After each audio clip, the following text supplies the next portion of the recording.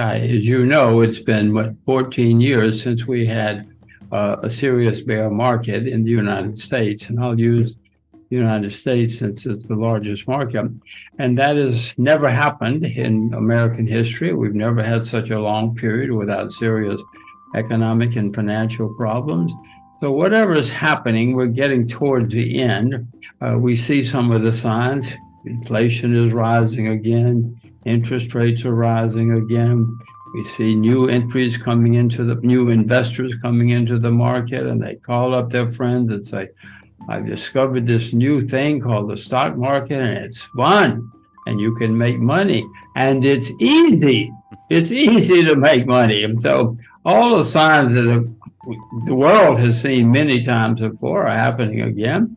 I don't know how much longer this will go on, but I do see worrying signs for the markets and therefore the world economy.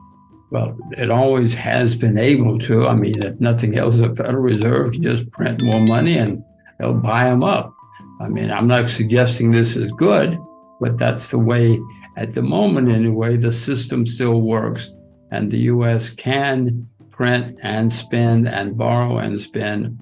That will someday come to an end, or someday people will be on TV screaming about it, but not yet. But when you see it, Kai, when you see on the evening news that the man in the street is worried about all the government debt and the interest rates are going higher and higher, and the guys are saying, I don't care, I'm not going to borrow any, I'm not going to lend them any more money, then you'll know the crisis is here. There's gigantic amounts of off-balance sheet debt in the U.S., which will surpass, I mean, maybe Japan has a lot of off-balance sheet debt too. But to answer your question, yes, this worries me. I mean, the Bank of Japan, every day the guy goes to work and prints money. He prints more money and prints as fast as he can. He's a good Japanese bureaucrat. He does what he's supposed to. And this is going to lead to many, many problems, not just in Japan, not just in the U.S., everywhere. Kai, you're in Germany. Even the Germans have problems now. There are German cities that have big debt problems. Germany. My gosh, in my lifetime, that Germany was the paragon of virtue. Not anymore. Well, as I look around the world, Kai, I see that stocks in most countries either are or have been at an all-time high or near making new highs. Bonds have never been this high in the history of the world. So bonds are certainly a bubble. So what's left? Property, yes, you can invest in property, and in some places it's great, but many property markets, New Zealand, Korea, I mean, there are many property bubbles going on around the world. And really only leaves commodities that are cheap. I mean, silver is down 60% from its all-time high. Sugar, down more than 60%. So the only asset class that I see where they're really cheap entities are commodities. That doesn't mean you can't lose money if you buy them, but that's the only place I see on a historic basis cheap prices. I guess U.S. stock prices make me unhappy, to use your words, because there are bubbles developing.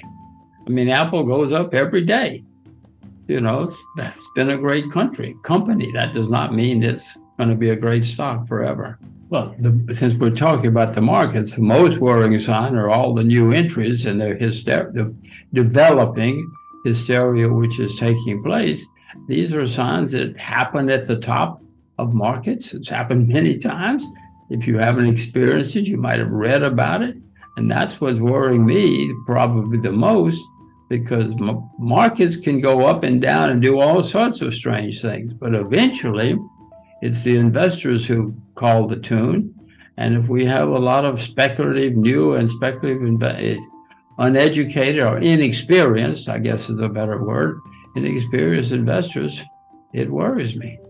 Doesn't make sense to me. I've seen this movie before. Not the first time I've been to this rodeo. You know, there were back once upon a time, there was in the market, there were the nifty 50.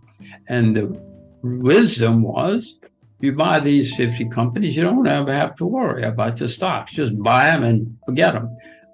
You know how that wound up. But this has happened often in history. in the 20s, Radio Corp of America. I mean, my radio was new and it was a gigantic stock. Stock went straight through the roof, always, every week, every day. I mean, 1929 came along and ended that story, but I mean, this has happened before, Kai.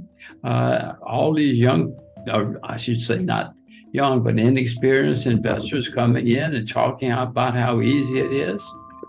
It's not the first rodeo. The market is not telling me, the market, I hope, will tell me when to buy it, because someday I'm going to see everybody's negative on silver and talk about how it always goes down and blah, blah, blah. If that happens, the market will tell me to buy. But silver is used in solar energy, as you well know, and in many other things. I'm not sure when I will buy or what the catalyst will be. I just hope I'm smart enough to buy it before it skyrockets again. Well, the most important information for any investor is don't listen to the TV, don't listen to the radio or the newspaper. Just invest only in what you yourself know a lot about. Now, and everybody watching this knows a lot about something, whether it's cars or fashion or something. And that's where you become a successful investor. Stay with what you know. But people will tell you, Kai, but that's boring. Be boring.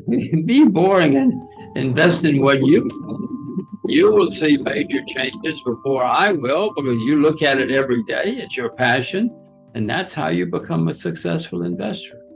Don't listen to hot tips. A very strong word of advice is, Kai, everybody wants to be rich this week. Me too. But don't listen to hot tips. Jim Rogers gives a candid and cautionary reflection on the current state of financial markets. He starts by highlighting a significant statistic. It's been 14 years since the last serious bear market in the United States, which is unprecedented in American history.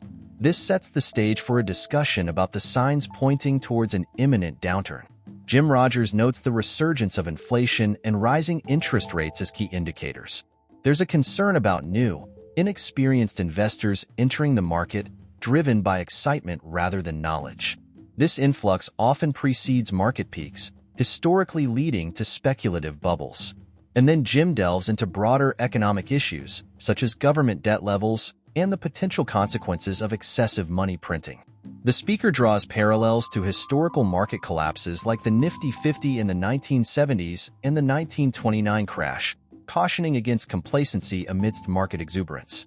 He identifies commodities as possibly the only undervalued asset class, contrasting with overinflated stock and bond markets.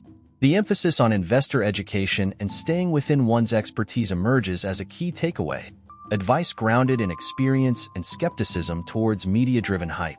Overall, Jim Rogers provides a sobering perspective on the current market euphoria, suggesting a potential downturn looms on the horizon due to unsustainable market conditions and speculative behavior.